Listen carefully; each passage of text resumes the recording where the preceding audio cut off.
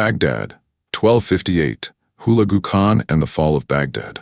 What happens when a Mongol warlord sets his sights on the heart of the Islamic world? We dive into HULAGU Khan's brutal march to Baghdad in 1258, where libraries burned, rivers ran black with ink, and the last Abbasid caliph met a fate so bizarre it defies belief. Why did HULAGU target Baghdad? How did the Mongols breach the city's legendary defenses? And what legacy did this catastrophic conquest leave behind? Stay tuned, because the fall of Baghdad is not just a chapter in history. It's a warning, a tragedy, and a turning point that changed the Middle East forever. Once upon a time in the early 13th century, a man named Genghis Khan decided that riding horses and herding goats just wasn't enough. So what did he do? He united the Mongol tribes. Yes, all of them. And then he said, "Let's take over the world." And they did. From China to the Caspian Sea, the Mongols galloped like thunder, smashing cities, rewriting maps, and sending kings into early retirement. By the time Genghis died in 1227, probably of exhaustion from all the conquering, his empire was the largest contiguous land empire in history. But wait, this was just the beginning. Enjoying the siege, the scandal, and the swordplay? Don't miss the rest of this epic. Subscribe now for more brutal battles, lost empires, and history that hits harder than HULAGU's arrows. Tap the bell, because the next conquest is just around the corner. Fast forward a few decades. Genghis's descendants were still riding high, literally. Among them was HULAGU Khan, a grandson with a taste for conquest and a serious dislike for anyone who dared defy Mongol authority. The Mongol Empire had split into several branches, and HULAGU was handed the keys to the Ilkhanate, the southwestern frontier. His mission? Subjugate the Islamic world. And he wasn't coming alone. He was given up to 200,000 troops, including elite Mongol cavalry, Armenian and Georgian auxiliaries, 1,000 Chinese military engineers led by the legendary HULAGU Khan generals from every corner of the Mongol family tree. This wasn't a campaign. It was a rolling apocalypse. Before HULAGU could reach Baghdad, he had to deal with a thorn in the Mongol side, the Order of Assassins, a secretive Ismaili sect nestled in the Elburz Mountains. These guys had the audacity to kill Mongol commanders and even sent 400 assassins to Karakorum to take out the Khan himself.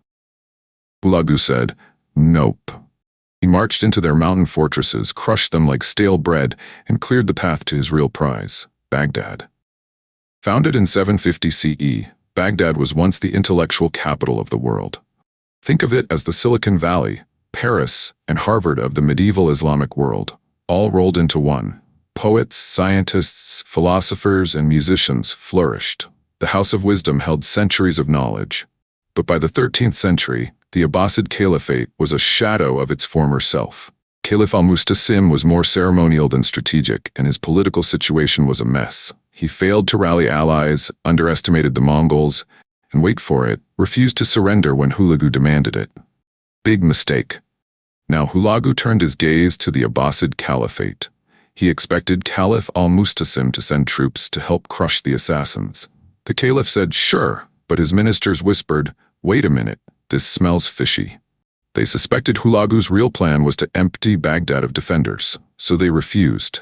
Bad move. HULAGU spent the summer of 1257 chilling on the Hamadan plain, gathering more allies. Enter Baiju, another Mongol commander, bringing Georgian, Armenian, and Seljuk vassals.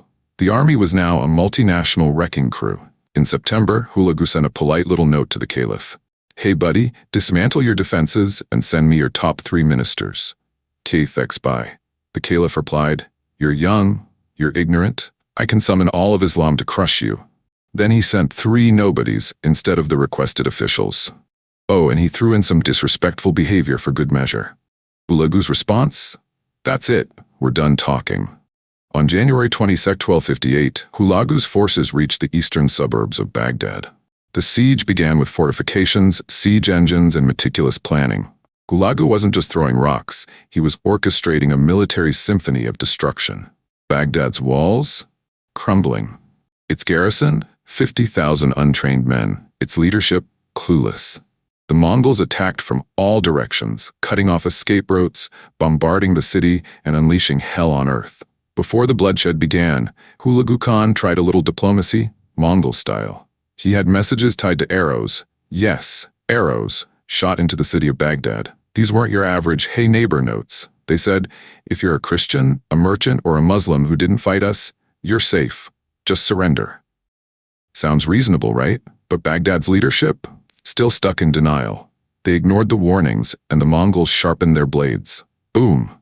On February 1st, 1258, the Mongols launched their attack on the southeastern Jami Tower. It was chaos. Screams, smoke, and steel. Stay down, get cover! What is this darkness? The Mongols stormed the breach like a tidal wave of fury. But guess what? The defenders pushed them back. For a moment, Baghdad held, but that moment was short-lived.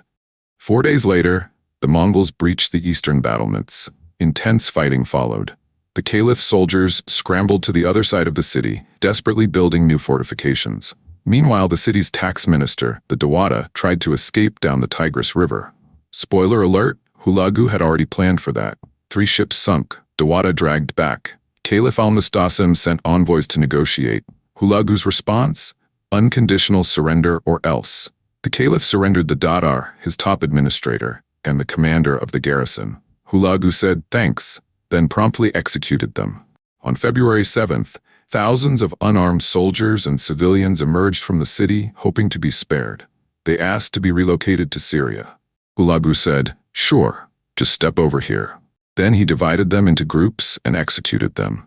Al-Mustasim finally waved the white flag.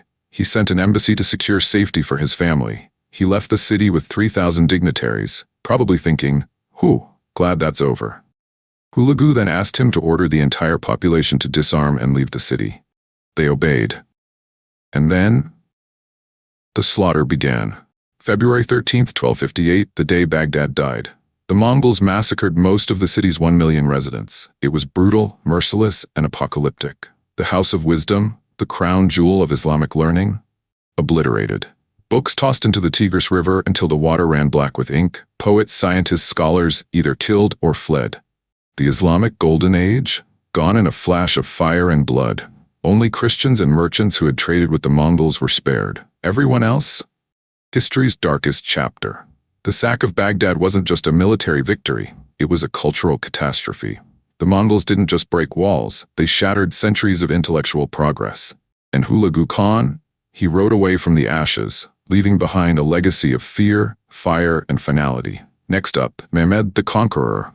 Just when you thought the Mongols had rewritten history, another storm brews in the east. Next up, Mehmed II, the teenage sultan with a vision and a cannon the size of a house. He didn't just dream of taking Constantinople, he engineered its downfall. How did a 21-year-old outsmart centuries of crusaders, emperors, and impenetrable walls? Why did the mighty Byzantine Empire crumble in just 53 days? And what happened when the largest cannon ever built roared to life? Get ready for sieges, strategy, and the birth of a new empire.